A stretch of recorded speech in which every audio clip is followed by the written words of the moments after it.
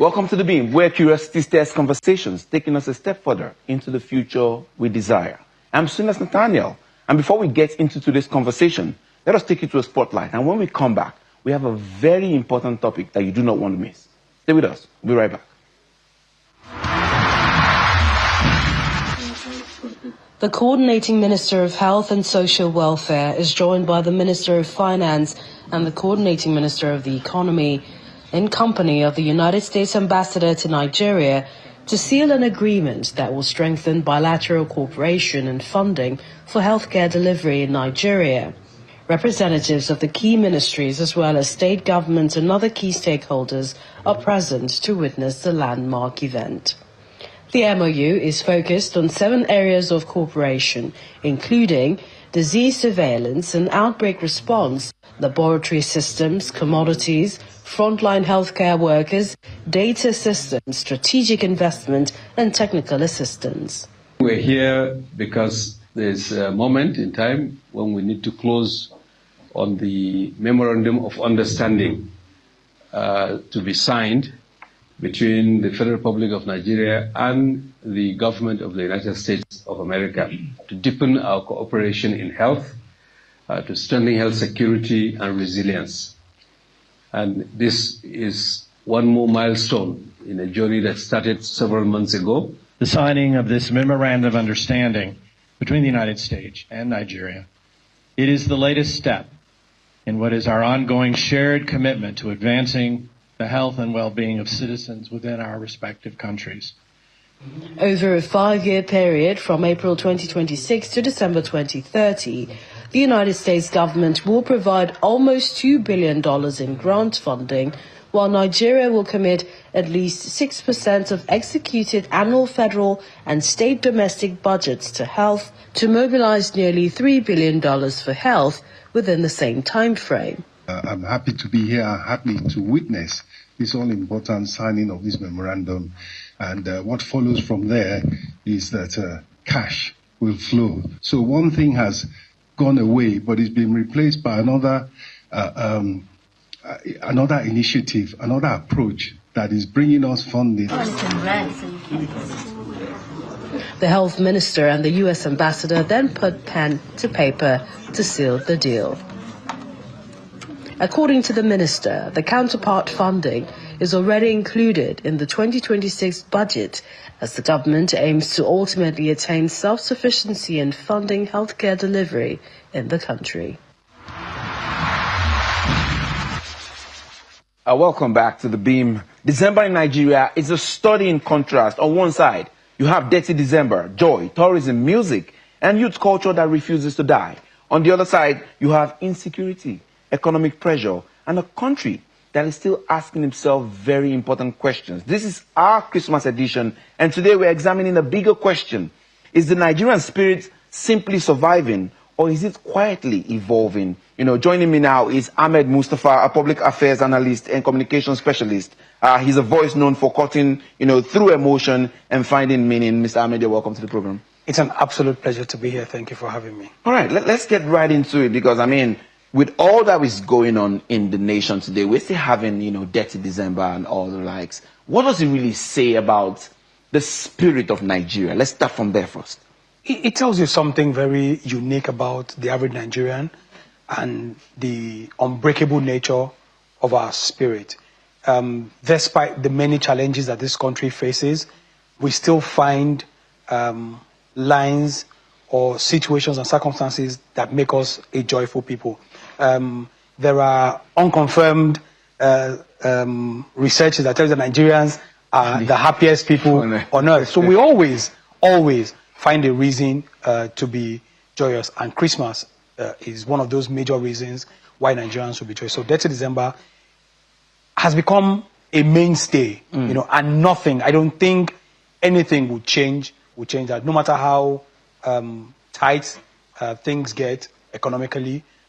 I still think the Nigerians will still find a way to, in spite of everything that is happening, find moments of joy to celebrate with family and friends. Yeah, well said. Now that we've come back to the real Christmas issue, Christmas is basically about rebirth, right? And so if Nigeria were to be reborn in a sense, the question becomes, what must die first? Should it be old ideas, old leadership, or old fears? What needs to die for this nation to be reborn? I do not think we have a leadership problem, but that's at the top. We have a problem of fear. That's, also maybe largely at the top. The problem that Nigeria has, and the first thing that must die, is a paradigm. There must be a death to the current paradigm that we operate as a nation, and that speaks directly to your question. Old ideas must die naturally, because we've had changes in leadership again and again. This country was born in 1960. This is perhaps maybe the 12th, 15th leadership change that we've had, if you count military rulership as well. And we are battling and grappling with the same problems that we grappled with at independence. If you look at countries that have shared those problems and moved forward, Malaysia comes to my mind. What happened in Malaysia or even in Singapore was a deliberate attempt to shift the paradigm of the people. So you can only go as far as your ideas take you. So for Nigeria to have a rebirth, like you asked, the first thing that must die is the natural death of our old ideologies. It's how then do we make this go away from the minds? I mean, those old ideas, because it almost feels like the old ideas are also still being instilled in the minds of the young people. So where does this orientation, how does it take place? How do we revolutionize this thinking, the thought process? Okay, so it has to be deliberate, it has to be concise, and it has to be direct. I dare say, and I've said this on many fora, that people my age, your age, my age, were a lost cause when it comes to changing ideologies in this country. Those ideas have been instilled in us so much that even if you go online, you can tell that there is a clear-cut divide within Nigeria along ethnic, religious, and political lines. What we must then focus on as a nation is the generation after us, those who are between the ages of 9 and 0. We must begin to deliberately, from our early child education system, begin to instill the idea of patriotism in these young ones, with the hope that they grow up with that ideology, believing in. If you ask my people in my age category what the Nigerian dream is, they don't even know what their Nigerian dream is. Somebody said to me joking that the Nigerian dream is to make enough money to jackpot. But we need to dissociate ourselves, or the generation coming behind us, from such ideologies and give them a foundation for nation building. Otherwise, when they grow to our age, they'll still be grappling with these same problems. And I hope that government, and maybe even from a family structure, we begin to instill the clear-cut ideas of nation building in our children. In your own opinion, what then really is the Nigerian dream? I like the fact that you brought that up. What, in your opinion, is the Nigerian dream? The Nigerian dream for me right now is to have a country that in 40, 50 years, I can be proud of to call my country, a country that my children don't have to suffer discrimination when traveling with their green passport. They don't have to seek dual citizenship out of necessity. It becomes a choice. If you so wish, there are people who are from well-to-do countries, we call them first world countries, who have dual citizenship, but it's not due to pressure. It's something you do out of your own free volition. As a Nigerian now, if you have a blue or red passport, it's something to celebrate. My Nigerian dream is that we come to the death of that idea, where the green passport is equally as powerful as any other passport in the world. That's very powerful. Let's go into some of the, the whole Dirty December thing, When we talk about, party goers, flooding parties, Lagos, everybody's rejoicing, and other places you're having, those kind of insecurity issues. Have we become a nation now that is just making that compact? This place is for trauma. This place is so that's compartmentalized. What do you call it? Compartmentalization. Yeah. You want to just divide them into different spaces. One person is feeling the heat of insecurity. The other people are having fun. Have we become that kind of a nation? I think human beings generally across from time immemorial have been like that. I'll point you an example. When the Nigerian Civil War was ongoing, there were places in Abeokuta, in Lagos, where people had no idea that the country was at war. If you look at the Gaza situation right now, Gaza is at war with Israel. But if you look at clips coming out of Gaza, there are still people having weddings and having some celebrations. So it is not a Nigerian thing. It's generally a human idea to survive. And it's compartmentalization at its very best. Because if you travel to certain parts of this country, you will not be having Dirty December. You know that you're putting yourself in sheer jeopardy if you gather in such large numbers. You are putting a target on your back. But because you feel safe in Lagos, it happens. Like you said, in some parts of the country, there is clear-cut insecurity. And in some other parts, it's as if what's going on in the far north is not a reflection of what is happening in the southwest. And it's human nature, and it will always be like that. One can only hope and pray that the effort of government in tackling insecurity pays the right dividend so that this Dirty December is not for a very long time restricted to Lagos, and it can spread across the country. Because for me, it's a major money spinner for Nigeria. Nigerians travel abroad every year, whether for pilgrimage or for medical tourism or for whatever reasons, travel abroad and spend a chunk of money. If we can find a way to repatriate some of those monies spent abroad and bring them back to Nigeria, it boosts the economy. We can make an entire tourism economy out of that. And I think the Lagos State government is doing well enough. Like I said again, one only hopes and prays that government intensifies its effort and brings peace to these areas where there are disturbances, so that they too can tap into this and benefit from it. Do you fear, though, that when we compartmentalize this, do you fear that it does something to our moral compass as a nation? Do you fear that? Absolutely. Because the moment you start compartmentalizing, what you do is you are blindsided, unaware of the realities of some other people, and there's that tendency for you to become very selfish in protecting your own safe space, or to live in this imaginary bubble. When people talk about what they are currently dealing with, you don't feel it anymore. You cannot empathize with them because you cannot imagine your life like that. And if we're not careful, like I said, these things will creep in on us before we know what's going on. So it's a human way of coping with trauma for you to trauma coping mechanism. Yes, almost indeliberately look away from the suffering of the other person. All right, we're going to be going on a break, and when we come back, we'll go deeper into this conversation because there's so much more to unpack. Don't go away. Stay with us. We'll be right back.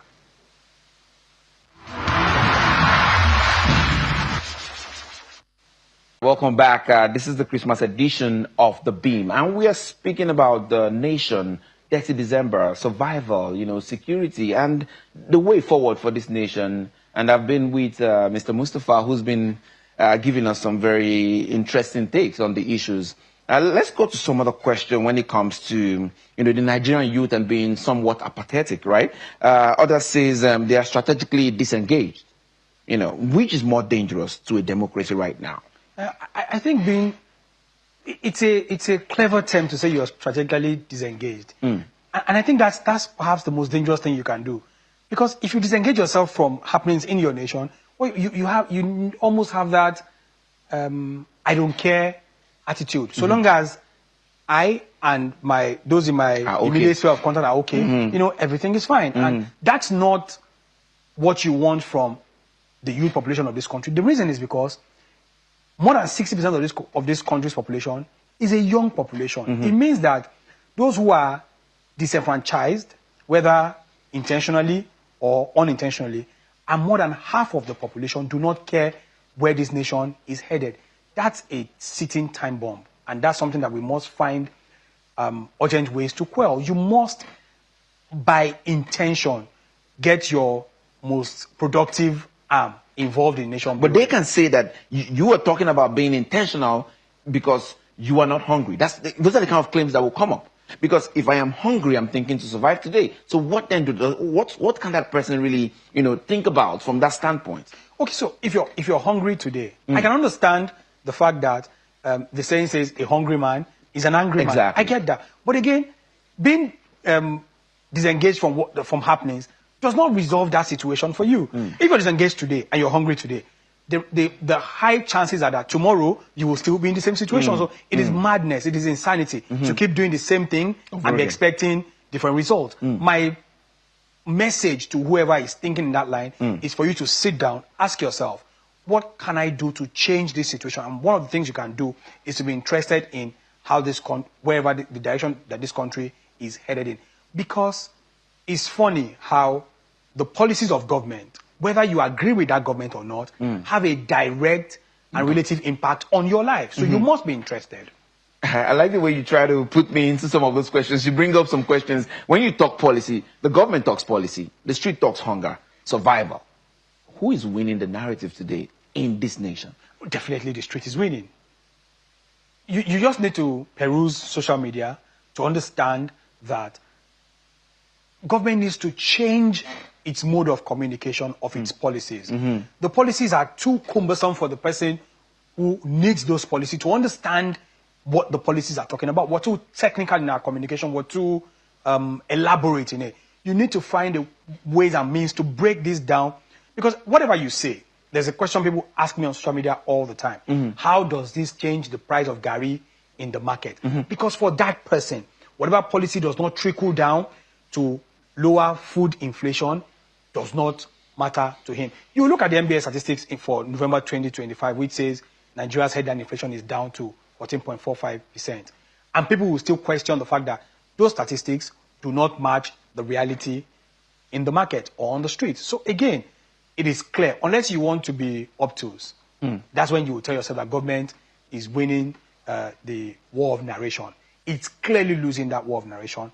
And it's not a condemnation on the government, it's a wake-up call for the government. There has to be better. To change its way of communicating its policy and find better ways to ensure that the ordinary man on the street gets the exact message from government. Yeah, there you go again, social media. You know, it's turned almost every Nigerian into a commentator, a critic, you know. And but what more needs to be done? You know, what more are we very not aware of? How do we go from there? You know, how do we make sure that it's a whole story? It's a proper package. How do we make sure that it takes the nation from where we are, not just a nation of commentators and angry people, to a nation that is progressing? How do we do that? The metamorphosis is tough, but it can be done. Because I will read Elon Musk, and Elon Musk will say, you are the media. You are the reporter. It means with the mobile phone in your hands, every citizen is now suddenly a journalist. An event happens here. While we're sitting in this studio, we come out and there's citizen reporting it, telling us what has happened. So again, it's a delicate balance. Government has a role to play in ensuring that there are strict laws guiding this thing. We're also very careful not to be seen as taking the voice away from the people. So it's a very delicate balance. When it comes to nation building, social media can do a lot when it comes to nation building. But it is also it can also be a very detrimental tool in the hands of the wrongest people. I look at Nigeria and how unprepared we are for social media reporting. Because what I'm saying right now, I just said we are very unprepared for social media reporting. Somebody cuts that clip, the 8 seconds where I've said that, and says, oh, Ahmed Mustafa said this, he does not believe. But that's not what I've said here. That's the danger and the beauty of social media. Again, it's a very delicate balance, but I honestly believe that with the right policies and the right laws in place, we've seen countries do it, and Nigeria can borrow and domesticate those policies and regulations to ensure that citizens are somewhat responsible in their reporting on social media. If we get that right, we could move this country forward in leaps, because what that helps us do is to hold government to account. And once there is accountability in government, it bridges the trust gap between the governed and the government, which I think is a fundamental problem that we have as a nation. There is such a huge distrust that even as somebody who works in government, if you're communicating with people, they already have a bias that, oh, what are you going to say anyways? You're going to speak in favor of the government anyways. Oh, you're doing this because that's what you're paid to do. But again, you're trying to communicate to them. I'll give you a real-life example. When Nelfon came on board, I took the pains to go to certain universities across the country to inform the students on how to apply for the student loans. I will tell you that while I was busy talking to the students, there are people who were walking out of that hall feeling that, oh, this is just noise. At the end of the day, a year later, more than half of them who did not listen to me did not apply for that loan, and those who listened applied. Some of those who applied did not even follow through with the process. They just said, they said we should apply, because I said, okay, bring out your phones, go on Nelfund, do this, and they did that, but they didn't follow through with it. At the end of the day, the monies for these loans is stuck with Nelfund, and the students who need them are, what's the word you used? Strategically disengaged from the process. So it's a huge problem. Let's talk again about social media. Earlier this year, there was this young NYC girl who came out to speak on the president, and it was a lot of backlash, fighting between, the NYC and the girl and all that. Where do we draw the line when it comes to, communicating these things, like we said, because if we want to hold the government accountable, where do we draw the lines? How do we say this is now holding accountable and not going beyond what holding accountable is? I think that if, as a social media user, if you're about to post something, inside of yourself from what perspective you're doing that. Are you doing that to engineer social change? Are you doing that to get a reaction out of the government? Or are you doing that to make your country look bad? I've seen certain comments and certain criticisms of government that I know that these criticisms are born from a place of good. These who are genuinely concerned about the plight of the nation, and they are trying to move the hand of government to get things done and get it done quick. It's not just about doing it, it's about the speed in which you do it. Somebody said to me that the responsibility of government is to do the most it can for the most people in the shortest possible time. So if you have that at the back of your mind, you can tell by yourself. Nobody needs to monitor you to tell you if what you're doing is right or wrong. But on a general basis, to answer your question, I think patriotism becomes the benchmark to measure where you draw that line. If at the point where you're putting out any statement to criticize government, you feel in your mind that you're not being patriotic in your ideals, then you stop yourself. Ask yourself the question, would this do more harm to my country, or will it do more good to my country? If the answer to that is yes, then absolutely, I am all for holding government to account at any level. And I would say this, and I think Nigerians focus a little too much on government at the top, when the closest government to us is at the grassroots. The local government and the governors, they get away with right about anything. There are some governors that have not heard in the news for weeks and months since they've been elected. I saw a governor, I'm not going to mention it, I saw a governor on a live TV program when he was presenting the budget. And I jokingly told my friend, this is the first time that I'll be coming across this governor in the news. But everybody knows who the president is. But some people don't even know who their House of Rep members is, or who that's even far away, who their local government chairman is, or who the councillor of their ward. They don't even know where their ward, region is. So these are the things that we need to do. Let's wrap up with this question. I mean, this is really, really insightful. I really hope that a lot of people are watching and are going to learn a lot from what we are saying, because so much has to be done. 2027 is around the corner. 2026 we're going in. So it's something we need to really, really talk about. Finally, before I let you go, insecurity thrives where, trust has collapsed, where it's eroded, right?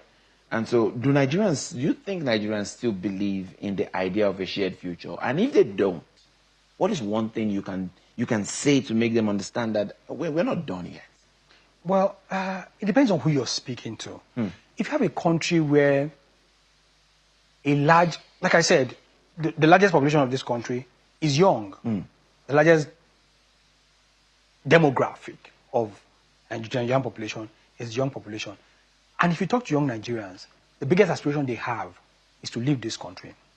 If we're being fair to us, that tells you something. It's a pointer to the fact that they no longer believe in the shared future that this country has. Does this country have a future? I absolutely believe so. I am a vehement believer in the future of Nigeria. I'm unapologetic about my belief in the Nigerian system. But how many people share my optimism and believe in this country? I am in the minority as it stands. And that in itself is a major problem. How do we go about changing this?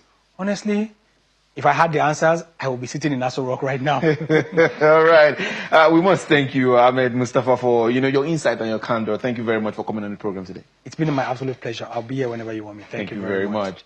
All right, and that's it for the Beam today. As usual, I will be leaving you with our top 5 videos of the week. I am Soonest Nathaniel, and as always, I urge you, stay curious, stay informed, stay engaged, and keep beaming your light where it matters the most.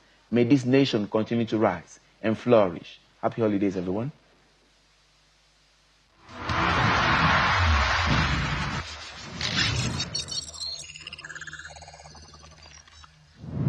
This week, we begin our countdown with a clip in which Senator Abaribe asserts that President Tinubu will lose the 2027 election, even as he argued that the president never won the 2023 polls.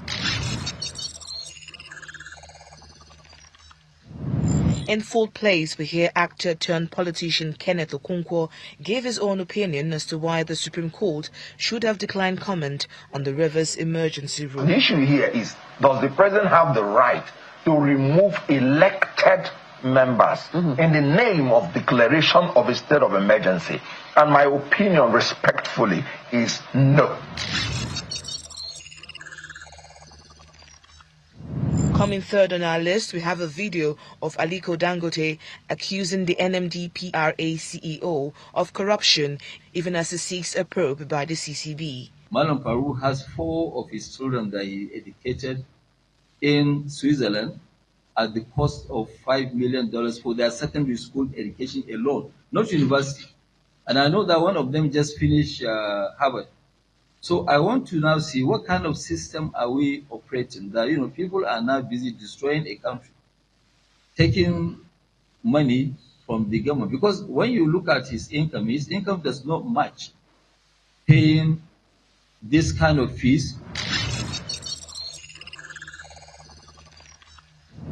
In second place, an economist weighs into accusations made by Dangote, accusing the NMDPRA, revealing dirty dealings and asking President Bola Tinubu to investigate the allegations. At the top spot on our list this week, Senator Abaribe rejects defection to the APC, rates Tinubu's government low. If there's anybody that's going to defect to APC, I think I should be the very, very last one. By the time I will defect, that means that there will be no parties in Nigeria. And that's it on our countdown for today. Join us next week for more.